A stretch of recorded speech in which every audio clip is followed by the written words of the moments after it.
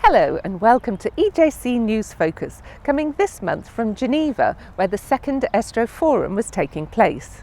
It covered all aspects of a wide-ranging and often highly technical discipline.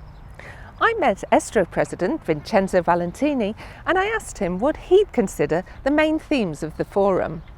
ESTRO is committed now to close the gap. We have to close the gap with the patients because we have to understand what are their needs. They are changing a lot in this period because the population of patients is changing in oncology. We have to close the gap with the different component of our society because we have biologists, we have physicists, we have technologists, we have clinicians. All of them have their own expertise, but they have to be much more integrated. So we have to close the gap inside our society. And then we have to close the gap with the management of knowledge. That means to promote more and more multidisciplinarity. So what presentations would demonstrate the work from the patient's point of view? Very often the patient, namely when they are in the last part of their disease, they have different needs. Sometimes these patients have pain. And in this meeting there were very interesting outcomes, how radiotherapy with a single shot, with very few hours spent in the hospital, they can solve this problem, reducing for them a very cumbersome problem like pain, and also the very effective drugs that we can use to pain relief, but there are plenty of side effects that can compromise the life of the patient at home. So this was really some big achievement that we can still stay to support the idea that radiotherapy can be very close to the patient in such conditions. As I understand, this is particularly important among elderly patients. More and more we have to address the request of help from aged population. And what was nice in this meeting to see that data support the idea that also support the evidence that also in aged patients this short treatment is very effective. So the second gap you mentioned was within the specialty of radiation oncology. It's a very diverse specialty.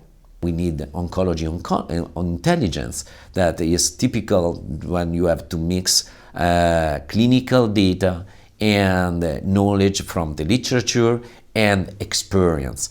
All these different environments need to be very linked together. And so for closing the gap, in this moment we have some very powerful tools. And one is namely represented by imaging, because the imaging now are becoming more and more representative of the biological mechanism that we have. And imaging can guess in some way the representation of the dose distribution. So we can see the biology of the tumor and the dose, voxel by voxel, unit of the imaging, how this is deposited there and is effective there. And imaging is also very useful for guidance of the proper delivery of the treatment. Could you give us some specific examples of drugs that have been used alongside the radiotherapy in presentations given at the meeting? Yes, well, obviously we have to consider that there are two kinds of drugs that are really interesting. The old generation, let me call the senators, there are drugs that still are there in helping radiation therapy, in providing a very helpful tumor control with sizable and acceptable increased side effects.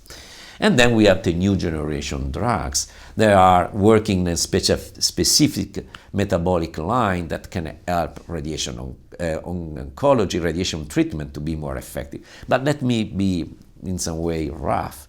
When you use a drug, you go to target a couple of metabolic lines. When you use radiation therapy in the tumor cell, you damage 100,000 metabolic lines. And so the expectation from the drug is great, but we have to be consistent in knowing that even though we have a huge effort in using drug, the benefit that we expect is only because we compromise some further metabolic line. So we have not to forget radiation therapy damage a lot of metabolic line. And this is the reason why radiation therapy is so effective to cure the tumor.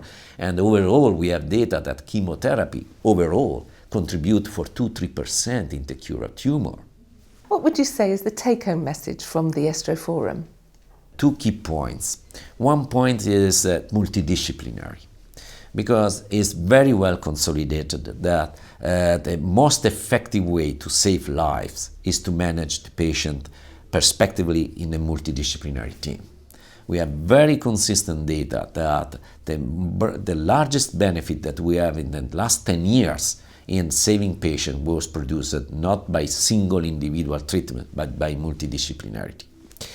And in the multidisciplinarity, obviously, radiation oncologist has to be really a leader in the handling this, the different strategy that we have there.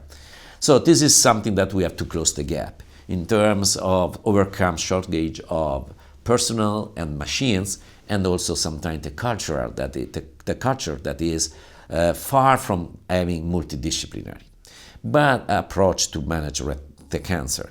The other point is that we have to work out in creating decision tools that support the daily practice. More and more we are living in an era with an enormous amount of small piece of knowledge. And there is a prediction that in 2020 we will have 10,000 of knowledge, of data, of markers that are each of them related to survival.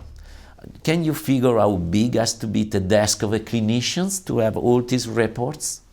And namely, how the brain of a clinician can handle the weight of in the prediction of each this variable.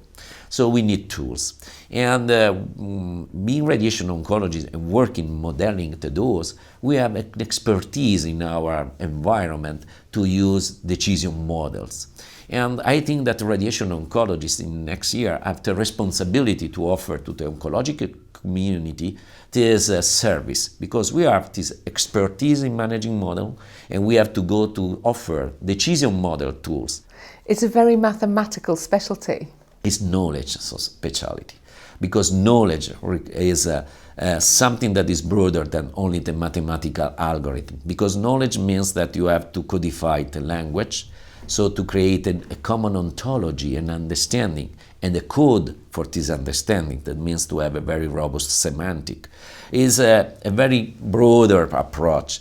And if we want to be effective in oncology, we need to be holistic, because as I mentioned before, we need to close the gap with the patients, because we have not only to model the tumor and the control of the tumor, we have to model also the needs of the patients. We have to give value, and means also to have to codify what means quality of life, and to identify the key markers, the more relevant variables that human beings use to say, I am satisfied, and to put also this variable inside our system.